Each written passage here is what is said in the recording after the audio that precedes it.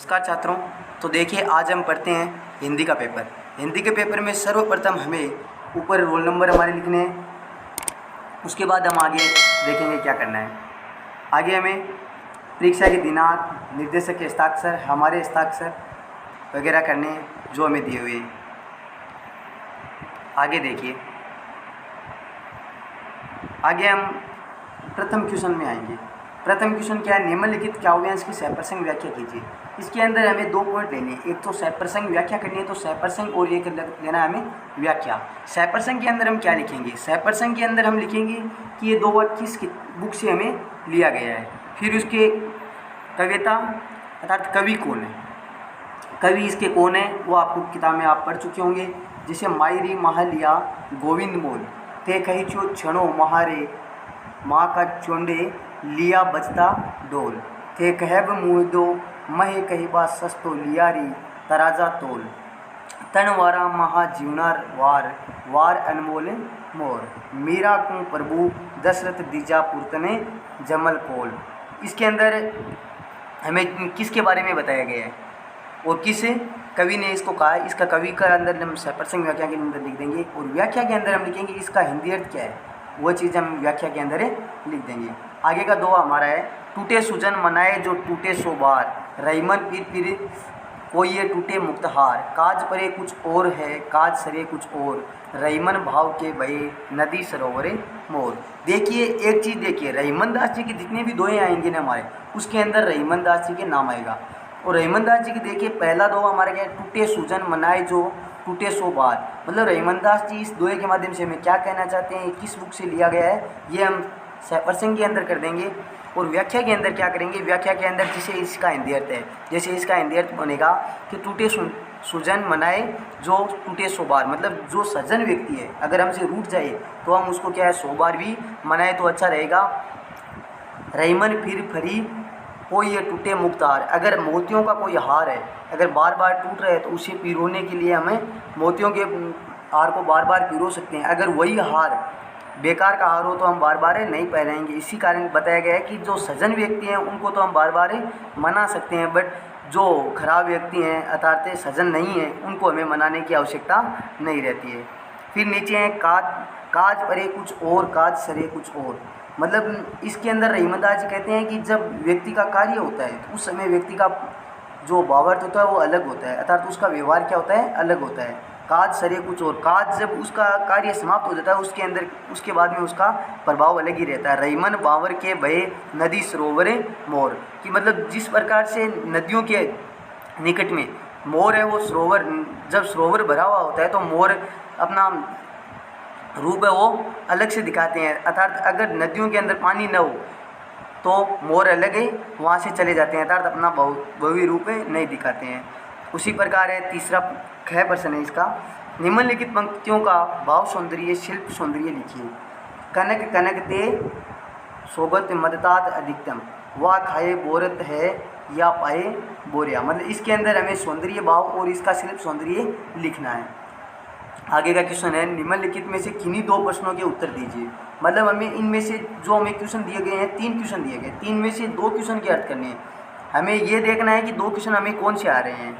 हमें ये ज़रूरी नहीं है कि पहला और दूसरा करें क या ख या ग, 3 में से क या ग भी कर सकते हैं, ग या ख भी कर सकते हैं और ख या क भी कर सकते हैं। इसमें से कोई भी क्वेश्चन कर सकते हैं। आगे का क्वेश्चन देखिए, महादेवी वर्मा द्वारा लिखित मैं नरी भरी दुख की बदली कविता की केंद्रीय भाव है 40 शब्दों में। मतलब इसमें 40 शब्दों का मतलब ये हो गया कि मिनिमम 5 लाइनें 4 लाइनें होनी चाहिए। एक लाइन का शब्द का मतलब है 10 शब्द, तो हमें 4 से 5 लाइनों में इनका उत्तर देना है। नीचे है भक्तिकाल से कवि अभिप्राय है। भक्तिकाल के 4 प्रमुख रचनाएं, इसके अंदर देखो 4 प्रमुख रचनाएं हैं। इसके अंदर 1 नंबर और 2 नंबर, 2 नंबर का क्वेश्चन है, दोनों एक एक के हैं।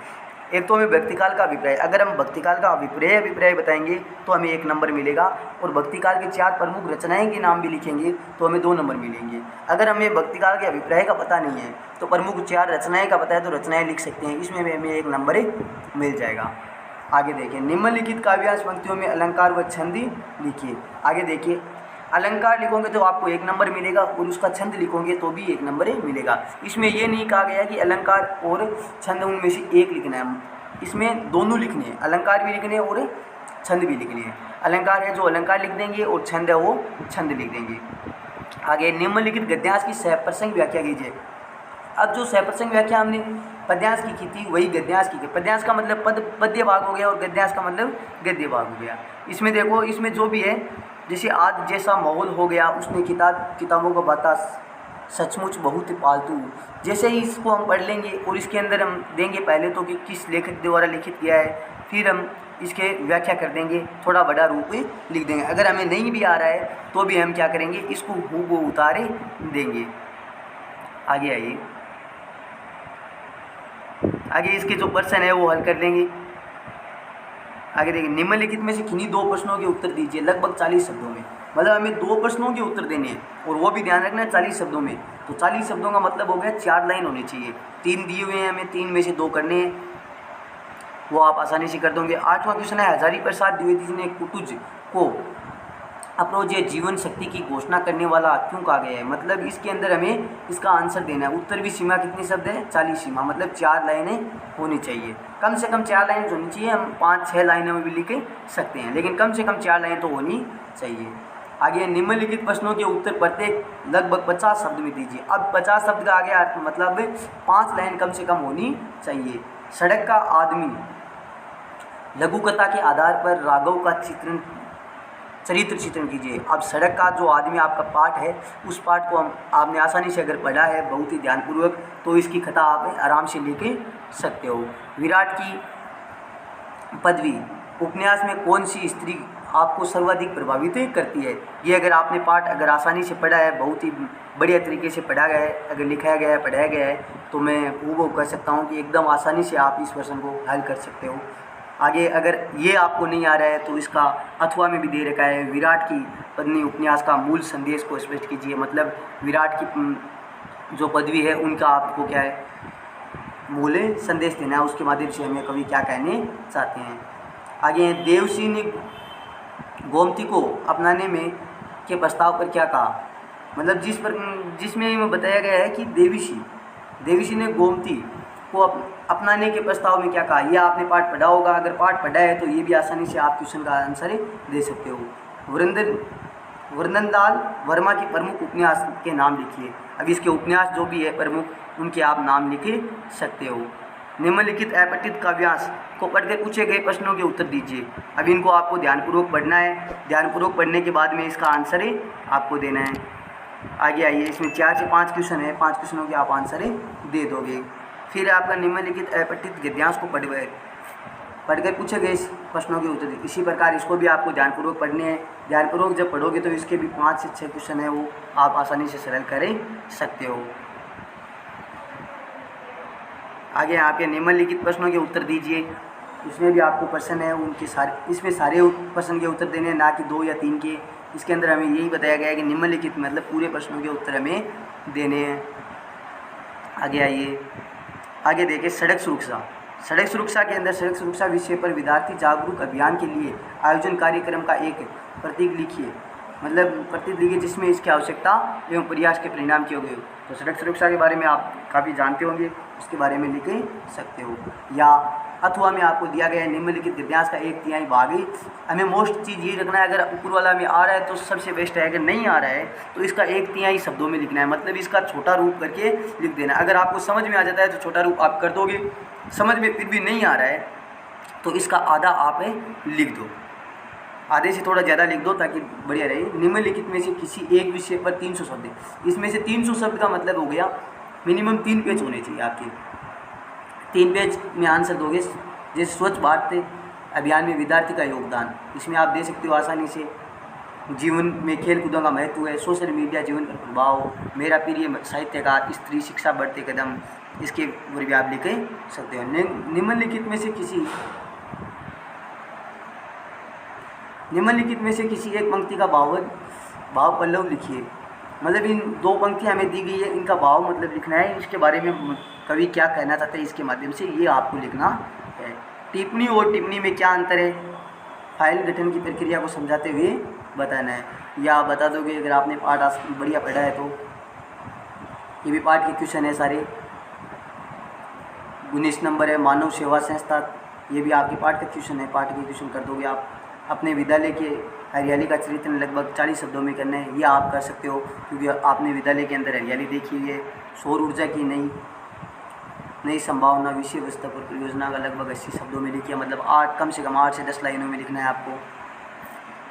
फिर खंड ख आ जाता है। निम्नलिखित को परिभाषित शब्दों में एक की नहीं 2 का अर्थ लिखना है। इसमें अंदर हमें 2 का अर्थ लिखना है। फैक्स, ईमेल, सीडी, इन तीनों में से 2 का अर्थ लिखना है। जैसे मुद्रित माध्यमों के नाम से बताते हुए उनमें से किसी एक की किन्हीं 2 विशेषता लिखनी है। इनके अंदर भी किसी 2 की विशेषता बतानी है हमें। उत्तर सीमा 40 शब्द है, मतलब 20-20 शब्दों में दोनों को बतानी है। दृश्य भव्य माध्यम की विशेषता एवं सीमाएँ लिखिए। अब इसके अंदर आपको सीमाएँ इनकी लिखनी है। सीमाएँ लगभग 40 शब्दों में है, तो मतलब 4 से 5 लाइन आपकी हो जाएगी। जनसंचार का अर्थ स्पष्ट करते हुए इसके प्रमुख अवयवों का परिचय दीजिए। इसके अंदर भी आप कर दोगे लगभग 80 शब्द है, मतलब 8 से 10 लाइन हो जाएगी आपको। अथवा में भी अगर क्वेश्चन दिया गया है, अगर आपको वो नहीं आ रहा है तो नीचे वाला क्वेश्चन भी आप कर सकते हो। इसके अंदर 3 क्वेश्चन दिए हुए हैं आपको अथवा में। 3 में से जो भी आपको अच्छा लगता है वो आप कर सकते हो। आगे आपका 25 नंबर क्वेश्चन, फोटो तथा कार्टून को स्पष्ट कीजिए। फोटो और कार्टून के बारे में आपको बताना है कि फोटो क्या चीज़ होती है और कार्टून क्या चीज़ होती है। हिंदी भाषा की दशा एवं दिशा विषय पर एक आलेख लिखिए। अब हिंदी भाषा के ऊपर आपको लेख और एक दिशा के ऊपर विषय पर एक आलेख लिखना है, मतलब हिंदी भाषा के बारे में आपको बताना है। मिनिमम 60 शब्द होने चाहिए। निम्नलिखित परिभाषित शब्दों में से किन्हीं 2 के अर्थ लिखिए। अब इन आपके पास 3 ऑप्शन दिए हुए, 3 में से 2 के अर्थ आपको लिखने हैं। सूर्य, चंद्रमा, पृथ्वी कौणिक स्थिति आधार पर सूर्य ग्रहण एवं चंद्र ग्रहण होते हैं कथन को सिद्ध करने वाला एक प्रयोग लिखिए। आपको पढ़ाया हुआ होगा, वो भी आप लिख दोगे। वैज्ञानिक दृष्टिकोण की जीवन में उपयोगिता तर्क सहित लिखिए, ये भी आप लिख दोगे। आगे यौन शिक्षा के व्यापक अभाव से युवा पीढ़ी अंधेरे में है, इस कथन में समीक्षा करते हुए यौन आवश्यकताओं के पक्ष में तर्क दीजिए, ये भी हम कर देंगे। कंप्यूटर के हिंदी शिक्षण सॉफ्टवेयर लीला प्रबोधन पर टिप्पणी लिखिए, ये भी आप लिख दोगे। हिंदी भाषा एक शब्द है, वेग इस शब्द को मनोविज्ञान, हिंदी भाषा, भौतिक विज्ञान संदर्भ में रेखीय आकृति से समझे, ये भी आप समझा दोगे।